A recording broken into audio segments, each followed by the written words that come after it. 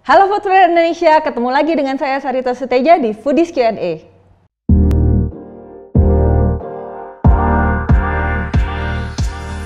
Nah, saya dapat satu pertanyaan yang cukup menggelitik dari Foodpreneur Indonesia.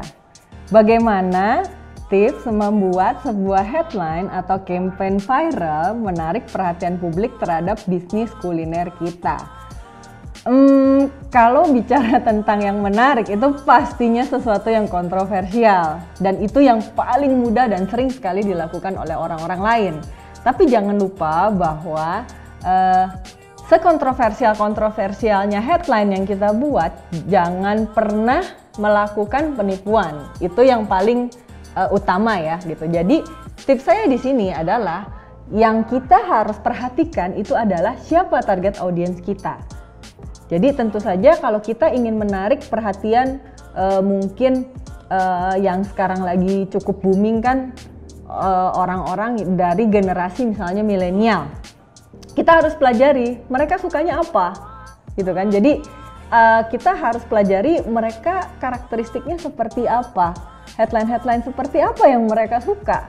Jadi jangan sampai kita membuat kalimat yang terlalu rumit, yang mungkin buat anak-anak bahasanya juga jadul gitu kan, tidak mengikuti tren masa kini yang nggak mereka banget, nggak gue banget gitu. Jadi kayaknya malas juga ya gitu gue baca headline yang kayaknya aduh ini mah kayaknya headline yang baca bokap nyokap gue gitu. Jadi jangan seperti itu.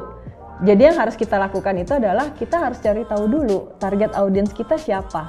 Kalau memang target audiensnya juga adalah millennials, maka berbahasalah seperti millennials. Tapi kalau target market kita misalnya pakar ekonom, let's say seperti itu, ya tentu saja kita harus sesuaikan, bahasa kita harus serius, mungkin harus EYD. Jadi tidak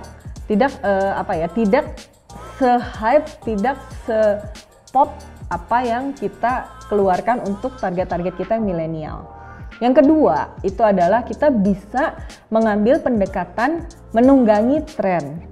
Misalkan nih, misalnya waktu masa-masa Hari Patah Hati Nasional, kalau ada yang pernah inget, itu kan cukup booming di sosial media, bahkan hashtagnya juga di post, di retweet oleh banyak banget orang. Nah, mungkin yang kita bisa lakukan itu adalah kita tunggangi tren. Kita buat satu campaign dengan kalimat-kalimat yang Hari Patah Nasional.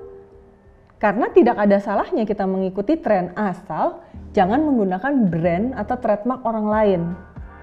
Itu saja gitu. Jadi tidak pernah ada kata tidak boleh jika kita menunggangi tren tersebut. Asalkan dia si kalimat tersebut tidak memiliki paten, haki atau hak dari orang lain, dan itu sah-sah saja dilakukan.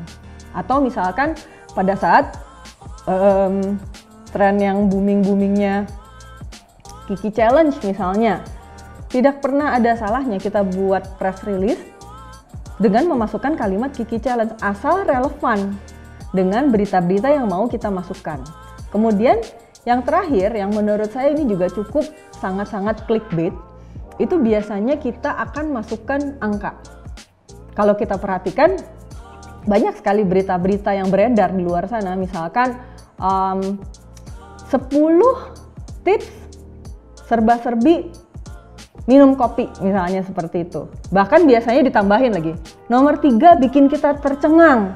Padahal sebenarnya ketika dibaca biasa aja. Tapi kan dengan angka-angka seperti itu dan dia memainkan psikologis penasaran dari orang-orang yang akan membaca.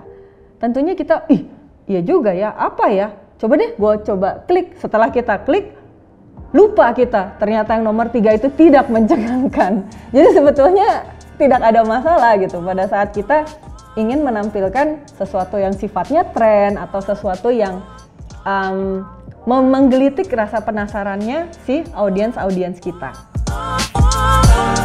Oke Foodpreneur Indonesia, semoga semua obrolan kita hari ini bisa menjawab, mengenyangkan semua rasa ingin tahu dari teman-teman Foodpreneur Indonesia. Sampai ketemu lagi di video-video selanjutnya.